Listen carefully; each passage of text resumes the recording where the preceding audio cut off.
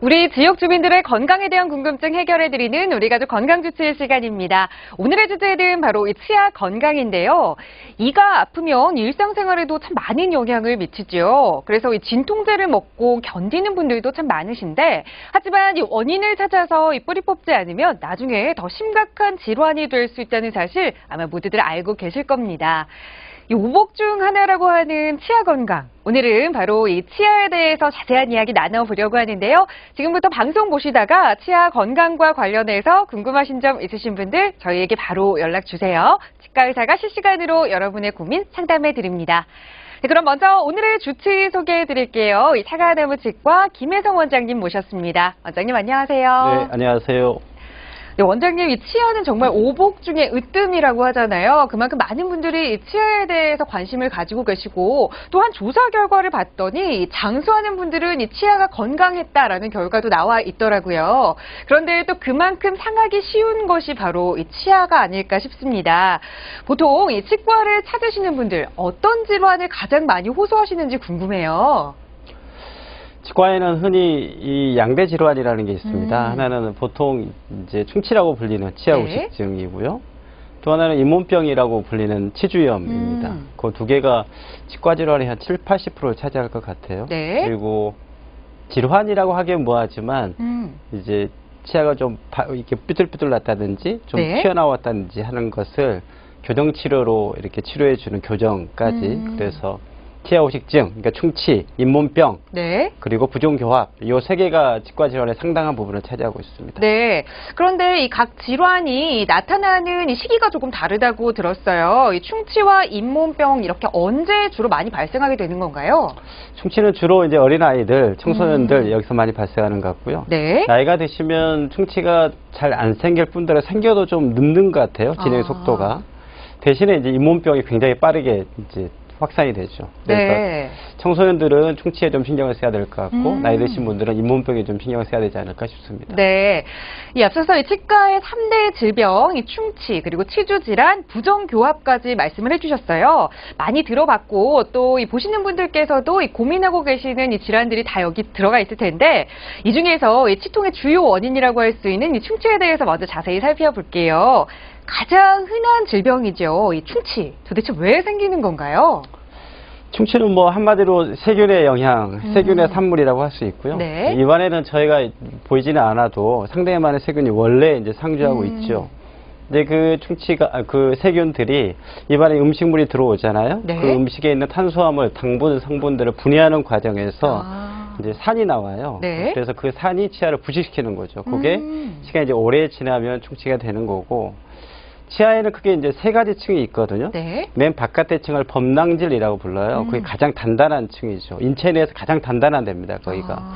그 밑에 보면 상아질이라는 층이 있고, 그 안에 저희가 흔히 이제 신경이라고 부르는 치수라는 게 있습니다. 그러니까 세 가지 층, 범낭질, 상아질, 치수 이렇게 있는데, 그 충치가 맨 바깥의 층에, 범낭질 층에만 있으면 사실은 증상이 없어요. 그런데 그 점점 이게 관리가 안 되고 충치치료가 안 되고 들어가면 그 안에 있는 두 번째 층인 상아질까지 가게 되는데, 상아질까지 가게 되면 이제 증상이 있죠. 좀 시리다든지. 근데 이게 더 들어갔다 그 안에 치수까지, 신경까지 그러면 이제 굉장히 통증, 뭐 그리고 잇몸 뼈에 이제 염증을 만들고 이렇게 됩니다. 그러니까 치과 질환은 가능한 빨리 화면 좀 보여주시겠어요? 네, 화면에 충치 치료 사진을 한번 보면서 자세히 말씀 나눠볼게요. 제가 화면에 준비를 했는데 가장 바깥의 층에 있는 만약 그 범낭질에만 저렇게 충치가 한정돼 있다 그러면 뭐 간단한 세라믹이나 뭐 저희가 금 인레이라고 부르는 금 합금 정도로 치료가 가능해요. 그런데 그만 말씀드렸다시피 그 안에 신경까지 갔다든지 아니면 더 진행돼서 턱뼈에까지 염증을 이제 일으킨다든지 하면 훨씬 더 이제 복잡한 신경 치료를 해야 되고 그 이후에 마치 이제 철갑을 두르듯이 단단하게 씌워줘야만 치아가 제 기능을 하게 돼요. 그러니까 빨리 치료하는 게 좋습니다. 네, 그러니까 이 치아가 뭔가 통증을 느꼈다 싶으면 심각한 질환으로 벌써 들어가고 있다라고 판단하면 되는 거겠네요. 육안으로 봐서 조금 이 거뭇거뭇한 부분이 있다거나 아니면 조금이라도 통증이 느껴지면 빨리 치료를 하시는 게 치아 건강에는 가장 좋은 방법이라는 말씀을 해주셨습니다. 그런데 앞서서 이 충치가 이 소아나 청소년들의 고민이라면 또 이 어르신들이 많이 고민하는 것이 바로 이 잇몸병, 치주 질환이다라는 말씀을 해주셨잖아요. 이 치아 건강은 잇몸이 좌우한다라는 말이 있을 정도로 이 잇몸 건강이 굉장히 중요하다고 들었거든요. 이 치주 질환이란 무엇이고 또 이 왜 이런 치주 질환이 발생하는지도 좀 알려주세요. 치주 질환 역시도 사실은 세균의 작용이고요.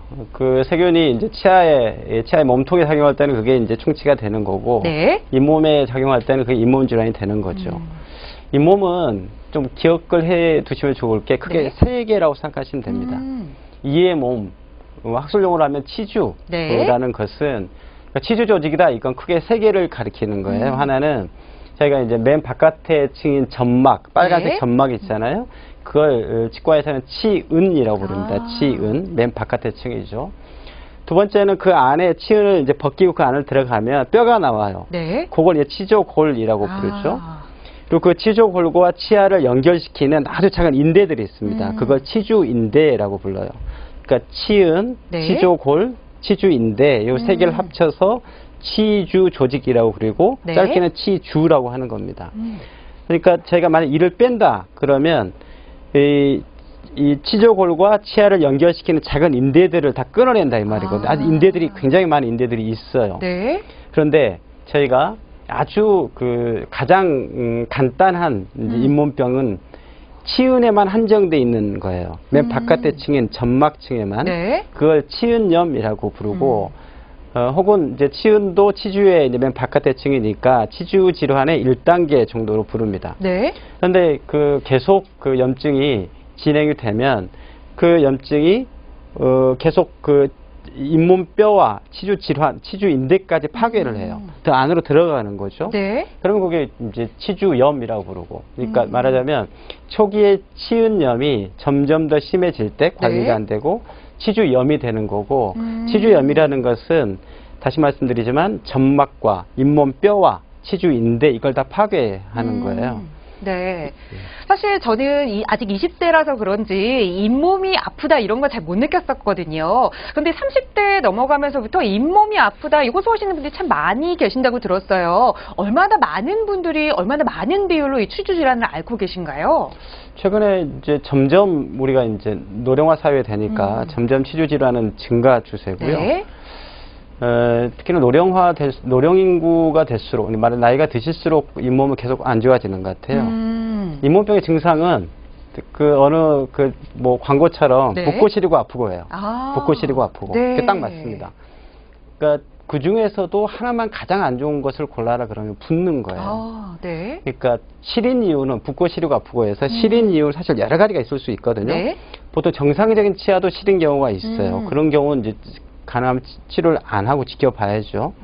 아픈 경우도 치과에서 입안 주위가 아픈 경우도 사실 여러 가지 원인이 있어서 네. 아주 간단한 원인인 경우도 있고 심각한 원인인 경우도 있어요. 그건 이제 진단을 해서 봐야죠. 근데 붓는 건 대부분 상당히 진행이 됐을 때 부어요. 그러니까 염증이 상당히 진행이 됐을 네. 때 그래서 잇몸병 혹은 이제 우리 MC께서도 잇몸병을 주의해야 되겠다 싶으면 붓고 시리고 아프고 이 증상을 늘 체크해 봐야 되고 네. 그 중에서도 하나만 고르면 붓는다 그러면 바로 치과를 가셔야 됩니다. 네, 잇몸이 붓기 시작한 것이 가장 심각한 증상이 나타나는 거다라는 말씀을 해주셨는데 그렇다면 이 치주 질환의 치료 전과 후 사진을 조금 자세히 살펴보면서 어떻게 치료가 되는지 자세히 말씀 나눠볼게요. 치료 전과 치료 후라고 제가 보여주는 사진에서요. 네. 사실 다른 것을 바로 제가 눈으로 볼 수 있는 건 많이 깨끗해졌다죠. 네. 왼쪽보다 잔뜩 뭐가 붙어 있잖아요. 네. 오른쪽은 사실은 저걸 치료 후라라고 말하기는 좀 어려운데 어쨌든 치과에서 전문가들이 그러니까 치과 의사나 치과 위생의사들이 치아에 붙어 있는 저 플라그 덩어리들을 깨끗이 제거한 거예요. 사실은 더 안 좋은 것은 저기에는 안 보이는 잇몸 아래까지 파고 들어간 플라그나 치석을 제거해 주는 게 더 중요하거든요. 네. 저기서는 이제 엑스레이 아니면 보여줄 수는 없죠. 어쨌든 치주 질환을 치료한다 요 말은 치과에서 사실은 전문가들이 그러니까 치아에 붙어 있는 네. 그리고 치주 조직 안에 있는 플라그 치석 덩어리 이런 걸 깨끗이 청소해 주는 작업이다라고 생각하시면 됩니다. 그러면 네. 그게 몸에서 치유될 수 있는 정도면 저절로 나아요. 네. 몸에 치유력이 있으니까. 근데 어느 정도 진행이 넘어가 버리면 그건 사실은 치과에서 치료를 하더라도 사실 제대로 원상 회복이 안 됩니다. 그러니까 네. 아까 충치 치료도 조기에 하는 게 좋다라고 말씀드렸듯이 치주 질환도 조기에 하시는 게 좋습니다. 네. 이 방금 사진에서 본 것처럼 이 이와 이 잇몸 사이가 이렇게 거뭇거뭇하게 돼 있는 부분이 치주 질환을 일으키는 그 부분인데 사실 정말 이 통증도 심하시겠지만 이 미관상으로도 보기가 참 좋지 않잖아요. 이런 증상이 나타나면 이 붓기 전에 일찍 병원을 찾는 게 가장 중요할 것 같아요. 그런데 이 치과 치료를 해보신 분들이라면 누구나 이렇게 아프기 전에 내가 양치질 잘할 걸 이렇게 후회하시지만 사실 또 안 아플 때는 관리하기가 좀 쉽지가 않거든요. 이런 질환 걸리지 않으려면 평소에는 어떤 준비들, 어떻게 예방을 좀 해야 할까요? 뭐 아주 상식적인 얘기지만 네. 칫솔질이죠. 칫솔질 뭐 늘 아침마다 하는 혹은 뭐 하루에 3번 이상씩 하라고 치과에서 권유를 네. 하는 칫솔질이 가장 기본적인 관리 방법이고요. 칫솔질을 하려면 치약과 칫솔이 필요하지 않겠어요. 네. 근데 제가 보기에는 치약은 별로 중요한 것 같지가 않아요. 치약을 뭘 써도 됩니다. 네. 뭐 심지어 뭐 소금 쓰시는 분도 계시고. 그러니까 치약의 구성 성분을 보면 계면 활성제라는 거예요. 그러니까 말하자면 비누와 똑같은 겁니다. 네. 비누를 하는 것은 계면 말하자면 붙어 있는 곳을 활성화시켜서 떼낸다. 네. 그걸 도와주는 제제다라는 뜻이거든요. 치약도 마찬가지예요. 치약에 뭐 약용 성분을 좀 첨가하기도 하지만 그게 주요한 기능 같지는 않습니다. 그러니까 물리적으로 그 플라그 덩어리들을 떼낼 수 있도록 도와주는 계면 활성제이기 때문에 네. 어떤 뭐 치약을 써도 무방하고요. 다만 좀 시리다. 뭐 이런 경우에는 불소가 함유된 치약을 좀 권유하기도 해요. 네. 더 중요하게는 칫솔이죠. 칫솔. 우리 MC께서는 어떤 칫솔 쓰시는지 모르겠는데 네. 예전에는 보면 요새 60, 70대 분들이 젊었을 때 쓰셨던 칫솔을 보면 네. 대부분 커요. 칫솔 머리가. 네. 그리고 아주 모가 아주 빳빳하죠. 네. 그래서 그걸로 이제 워낙 바쁘니까 화라락 닦고 이제 일부러 나가야 되니까 닦았던 것 같은데 사실은 입안에는요 굉장히 구석구석 이 작은 공간들이 많아요. 그런 걸로 닦을 수가 없습니다. 네. 그래서 가능하면 작은 머리 그리고 부드러운 칫솔모를 가지고 저는 주로 이제 TV 보면서 양치를 합니다. 그러니까 화장실에 나와서 왜냐면 화장실 하게 되면 금방 닿거든요. 네. 그래서 나와서 뭐 신문을 본다든지 TV를 본다든지 하면서 조금 길게 3분을 하라고 권유를 하는데 3분 칫솔질 하기가 쉽지가 않아요. 그래서 여튼 뭐 이렇게 칫솔 잘 고르셔서 당연히 네. 제일 중요하고 네, 말씀 들어보니까 저는 양치질을 잘하고 있는 것 같습니다. 저도 이 작은 머리에 이 부드러운 칫솔모로 돌아다니면서 양치하다가 어머니한테 몇 번 혼나고 그랬거든요. 근데 오히려 그게 더 잘하는 방법이다라고 할 수 있겠네요. 그런데 저희 예전 어르신들을 보면 이 치약을 사용하지 않으시고 이 칫솔은 쓰시되 이 소금으로 양치질을 하시는 분들이 계시잖아요. 저희 할아버지 할머니 때 이 연세를 가지고 계신 분들이 그 정도 쓰시는 것 같거든요. 앞서서 이 소금도 괜찮다라는 말씀을 해주셨는데 정말 이 치약 없이 소금만으로도 양치질이 해결이 되는 건가요? 소금 뭐 예전부터 많이 썼잖아요. 네. 소금에 항염 효과가 있다고 그래서 요새도 이제 연세 드신 분들은 쓰시는 것 같고 또 실제로 효과를 봤다는 분도 계세요. 네. 치과 의사 입장에서는 별로 권유하고 싶지는 않습니다. 물론 이제 그런 이제 효과도 있겠지만 이게 굉장히 자극적이잖아요. 네. 칫솔이. 그리고 치약이 뭐 좋은 게 많이 나와 있고 또 특히 이제 구취 제거에는 요새는 네. 사회 활동하는 구취도 중요한데 제거에는 뭐 당연히 이제 치약이 훨씬 유리하기 때문에 네. 뭐 괜히 소금으로 네. 뭐 하시 말고 네, 치약 치약을. 쓰세요. 네. 네, 치약보다는 이 칫솔을 선택하는 것이 더 중요하긴 하지만 그래도 소금보다는 여러 가지 효능이 있는 치약을 같이 사용하시는 게 더 효과적일 거다라는 말씀해 주셨습니다.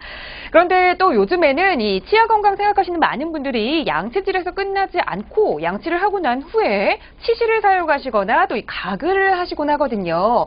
이 치실이 효과가 좋다라는 이야기는 이미 많이 들어서 알고 있는데 그런데 이 가글은 자주 해주는 게 치아 건강에 정말 좋은 건가요? 뭐 나쁠 리는 없죠. 근데 제가 보기에는 좀 비효율적이에요. 네. 예를 들어서 여기 뭐가 묻었다. 그러면 이걸 싹 닦아내면 될 것을 여기다 화학약품을 뿌려서 이걸 없애겠다. 이게 굉장히 비효율적이잖아요. 네. 말씀드렸듯이 그 뭐 칫솔젤이든 뭐 이게 치실을 쓰는 것이든 가장 중요한 기능은 역할은 플라그를 떼내는 거거든요. 네. 플라그 관리예요. 그런데 플라그가 이제 치아 주변이나 치주에 묻었다. 그러면 그걸 양치로 씻어내면 될 걸. 어떤 뭐 어차피 화학약품인데 네. 그런 것도 화학약품으로 그걸 없애겠다. 물론 뭐 가끔 쓰는 건 나쁘진 않겠지만 그리고 이제 구석구석 그 액체들이 들어가서 닦아주는 영향도 있겠지만 네. 뭐 그런 면에서 필요하다고도 생각합니다. 근데 주요하게는 네, 칫솔질이 더 양치질. 중요하다. 네. 네. 우선 가장 주로는 양치질을 하고 조금 보조적인 효과를 얻을 수 있는 뭐 그렇다고 할수 것이 있겠네요. 가글이다라고 네. 정리할 수 있겠네요. 네, 방송 보시다가 실시간으로 문자 주신 시청자분 사연 살펴보겠습니다. 6127님께서 문자 주셨는데요.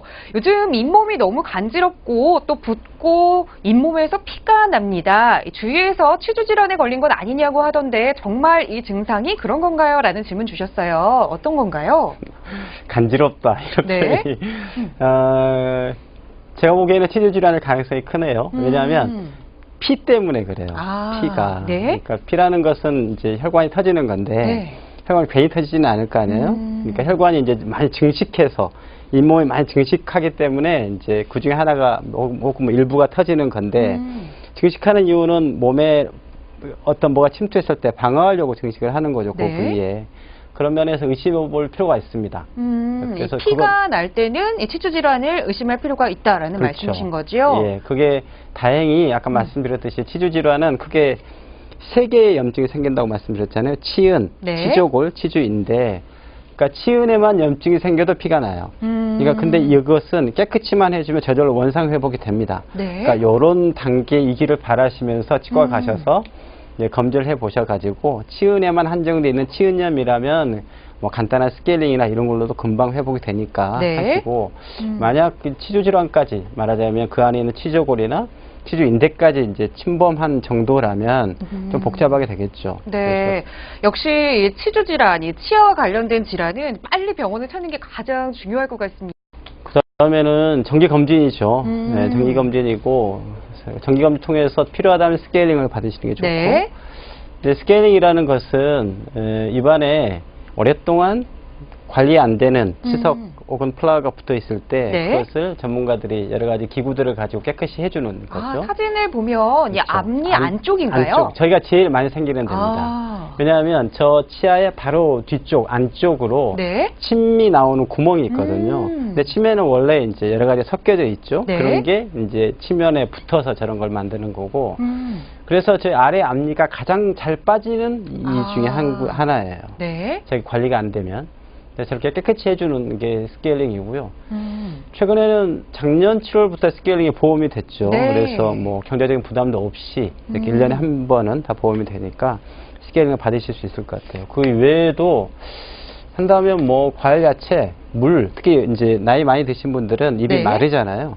마르면 이제 침이라는 게 입안을 이제 씻어주는 자정작용의 역할을 하는데 이게 이제 마르면 입안에 계속 플라가 남아있게 되니까 물을 좀 잘 드시는 게 좋을 것 같아요. 연세 드신 분들은. 네. 그래서 제가 이제 뭐 가끔 노인복지관 같은 데 가서 강의를 할 때는 500ml 페트병을 이제 항상 좀 넣고 다니시라, 들고 네. 다니시라 이렇게 권유하기도 합니다. 네. 사실 이 앞에서 이 치석 얘기해 주시면서 그래서 앞니가 빠지기도 한다라는 말씀을 해주셨는데 이 노년기가 되면 사실 빠지는 이빨 또 아픈 이빨 때문에 임플란트를 고민하시는 분들도 참 많이 계시잖아요. 그런데 이 임플란트 많은 분들이 고민하시는 가장 큰 이유가 바로 이 비용입니다. 그런데 얼마 전에 임플란트도 이 건강보험이 적용이 됐다고 하던데요. 이 부분도 좀 소개를 해주세요.